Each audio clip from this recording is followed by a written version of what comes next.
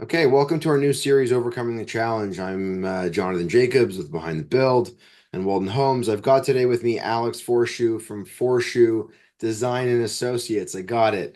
Alex is going to be explaining to us one of the site conditions and issues that he has to overcome on his projects. And a lot of what Alex looks after are projects mainly located in Muskoka, Ontario, despite the fact that he has projects elsewhere. A lot of what he's dealing with is a Canadian Shield. So, with that said, Alex, if you can explain to those that are going to be watching and listening to this what you want to go over. Yeah, no problem. Thanks, Jonathan, for having me on today. Of course. So what we're going to be talking about today, guys, as Jonathan said, a lot of our projects are in the Muskoka area, and I would say that 98% of our projects that we deal with have always encountered bedrock. And so obviously if you're even doing a crawl space, a full daylight basement or walkout basement, you're always having to excavate down through natural organics and making a foundation. So typically what we deal with, we have to do some due diligence when we're going through the design process, and we have to have a competent general contractor on board so that we've either doing test holes to see where the bedrock is, where we're doing site visits to see where the exposed bedrock is. There's actually a really good trick. If you're walking through the bush and if you see a tree and a root is kind of exposed, you know that there's bedrock very close to the surface of grade. So you're kind of going around, and that also could really affect where you're planning on building the building as well. Like you could maybe make a 15-foot shift to the left and just ignore this entire bedrock outcropping. So you're trying to walk around on site, expose where the bedrock is, find the best location for views, buildability. But when you find that, sometimes when you're excavating, you're exposing all these undulations of natural Canadian Shield or bedrock. Right. So we have to create a foundation that drains well and is also stable. So I think years and years ago, like 30 years ago, you would see, and there's still cottages that stand till this day, but they would scrape all of the bedrock, all the organics off the bedrock, and actually pin to the bedrock. The problem is with that is that groundwater still travels along that bedrock surface, and it kind of goes either right through your basement or through the crawl space, and that creates that cottage smell or mold.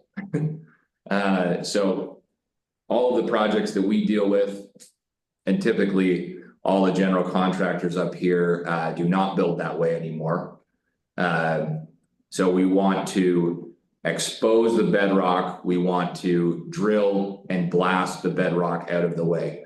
And so if we're making a crawl space or a walkout basement, say it's 9 feet, 10 feet, we want to overblast, say 18 to 24 inches, so that when we bring back in 2-inch minus clear gravel, then we're building our leveled footings on a level ground, so that when groundwater comes through, down the back of the foundation, actually underneath the slab in the foundation, Yep. and out to daylight. So that's typically what we're dealing with and some projects it's worse than others. And I have some pictures here, Jonathan, if we want to see. Yeah, if you could show, that'd be great. So I'm just gonna share my screen here. Share my entire screen. So can you see that, Jonathan? In a moment. Yep, there you go. So I'll just show you, I'll go through some of these pictures of this specific project. So this was a project we were involved in probably 6 years ago now, on Lake Rosso, beautiful view. And you can see this next picture, all of the exposed bedrock that we had to deal with on this project. Now, on this specific project, we didn't want to blast this out of the way. We wanted to expose it so that it was a feature of the project. But you can see that the bedrock very clearly going up, and it's very exposed in this area, not so much over here. And this was very close to the water. So in Muskoka, you have to build at least 66 feet back. So we weren't even allowed to touch this anyways. But you can see the severity of this situation. Yeah. And so let me get out of that.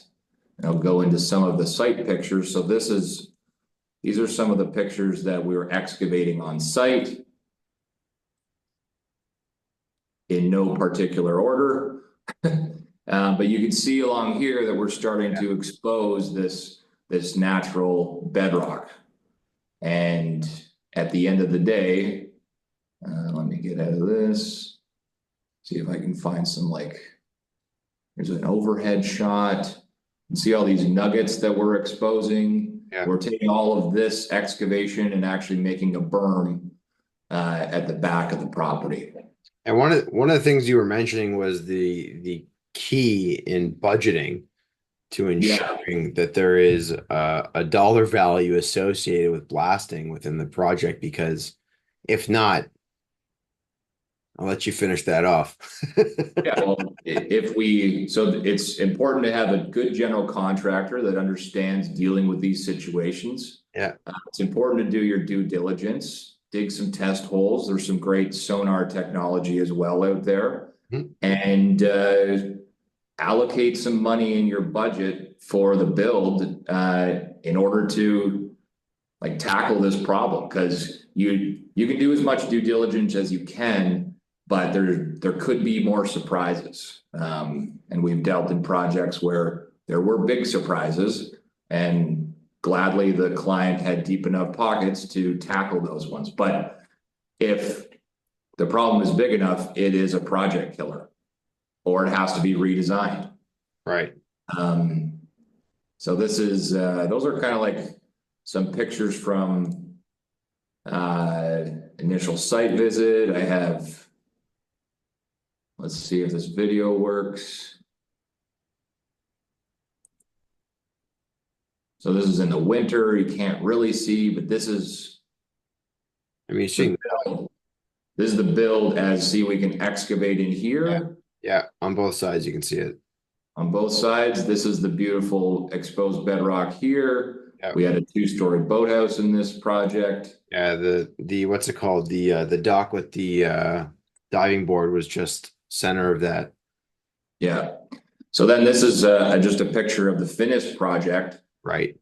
And I have some good pictures here where these are still exposed to this day, and it actually becomes a great feature. This is pictures are taken very soon after it was done, but all of this is now grown in. It looks natural, right?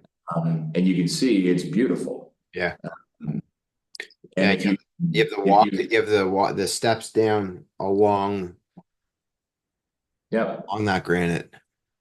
Yeah, we actually, I don't know if we have a picture. Yep, right here. Yeah. So see how it was a really cool idea and execution of where we laid and poured a slab. Then we had a structural steel stringer fabricated, and the tops of the treads were designed to be able to accept a natural granite tread. Mm-hmm. And so then you can walk down the side and actually touch and feel the exposed bedrock. And this comes down to the boathouse. It's a really cool design feature of the project. Yeah, so it's a nice integration in dealing with the natural circumstances of what you've got to deal with. Yeah. Thanks. So I guess it's I guess what I would say is the problem that we're talking about, we can actually look at it creatively and have it be a design feature of the project and not necessarily be a problem. I think where it becomes a problem is if the general contractor doesn't allocate enough budget for it. That can be a problem. Yeah. Yeah. Thank you. I appreciate it. Yeah, no problem.